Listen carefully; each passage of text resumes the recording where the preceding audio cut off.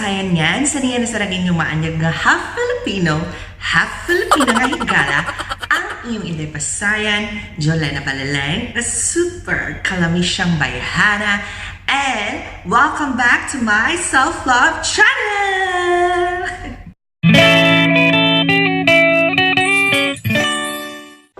Self-love video na sarang nang makita karon, and in today's video we will talk about reducetarian. But before we start, bring you to my channel, please don't forget to click the subscribe button and the notification bell para ma-update ka sa akong mga latest na mga videos.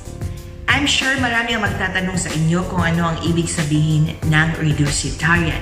Ang reducetarian, mga pasayanyans, is someone who is committed to eat less meat. So including red meat, poultry, and seafood, and also less dairy and fewer eggs. So in other words, hindi ka pa talaga totally vegetarian. The term reducetarian, mga pasayanyans, was created or was coined by an American guy named Brian Cateman, and he spent years advocating for protecting the environment.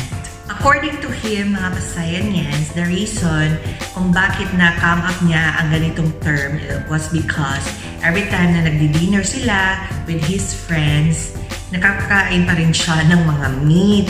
So nagtatanong yung mga friends niya na bakit kumakain pa rin siya ng meat kahit nag-promise na siya na magiging vegetarian na siya. So para hindi niya ma-pressure masyado yung sarili niya, naka-come up siya ng term na tinatawag natin ngayon na reducetarian.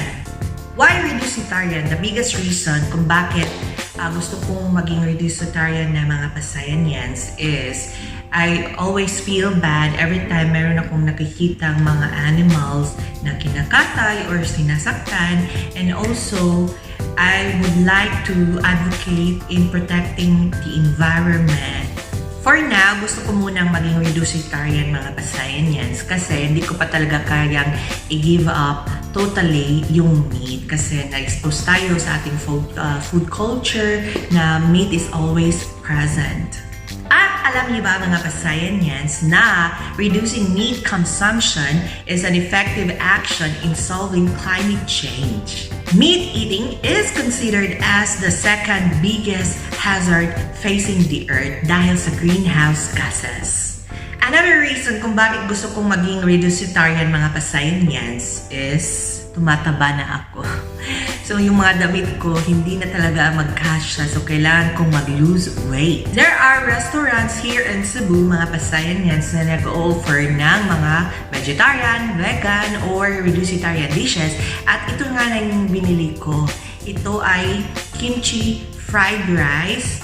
Healthy ito, mga pasayanyans. May black rice ito, chili sauce, onion, garlic, tofu, at kimchi, and this is 195 pesos. I also ordered the juice. They call this as Slimmer Trimmer. It has pineapple, watermelon, apple, and ginger, and this costs 165 pesos. Also, nakabili din ako ng chia seed. This is 50 pesos. Mga pasayanyans. Actually, meron kang mabibiling chia seeds sa mga groceries, pero mahal. So, I think more than 500 pesos yung ganitong size. And this one, 50 pesos. So, mahal talaga siya, mga pasayanyans. But, I read a lot of articles about chia seeds, and according to those articles, these help in losing weight. So, ang gagawin mo lang, mga pasayanyans, is, mag-prepare ka ng water, and then isoak mo yung chia seeds for 15 minutes, and then inumin mo siya before ka kumain. So, nandito na yung pre-prepare kong chia seed, water with chia seed, mga pasayanyans. So, this is my first time. So, ito-try ko kung ano ba talaga ang lasa ng chia seed.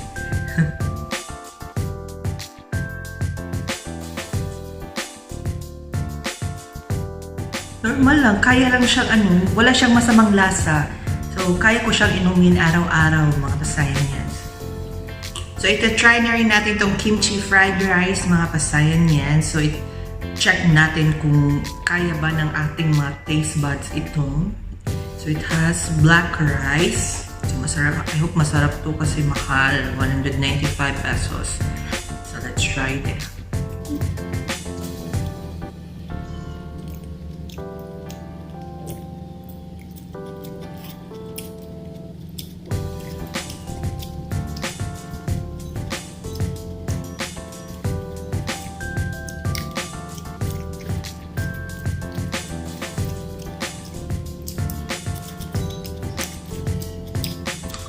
Parang hindi masyadong maanghang mga pasayan niya. Pero masarap siya.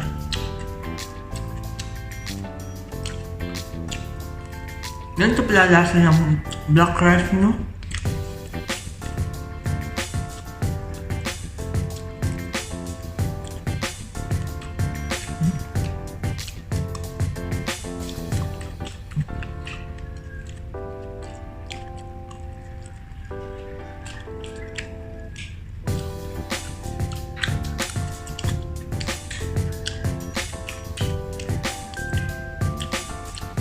Ang crunchy ng tofu nila na. Nilig nila.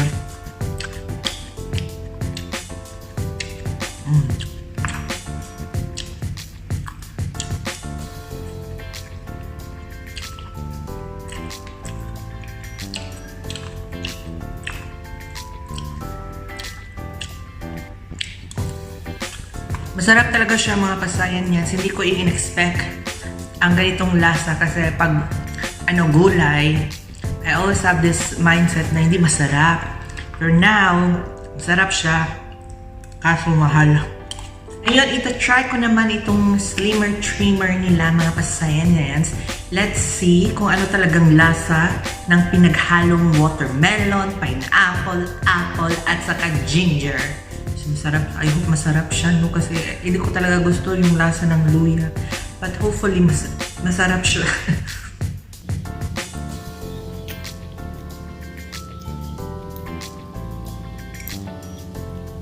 Not bad ha, mga pasayans. Ano siya? Masarap siya na may konting anghang. Pero if you're going to ask me kung iinumin ko ba to everyday, why not, diba? If meron. Pero kapag inaas mo ko if bibili ako nito everyday, baka hindi kasi masyadong mahal. 165 pesos. So, lagpas na sa budget natin. Yun na nga, mga kasayans. And I hope meron kayong natutunan ngayon sa vlog natin. And if you're going to ask me if this is something na gagawin ko everyday, gagawin ko to pero hindi everyday, mga kasayans. Number one reason is wala akong kitchen na pwede akong makaprepare ng ganitong mga dishes. And second reason, the main reason is masyadong mahal ang mga ganitong klaseng food. So baka i-reduce ko ang aking pagiging reducetarian. Maybe in 1 week, maybe 4 times akong mag-reducetarian.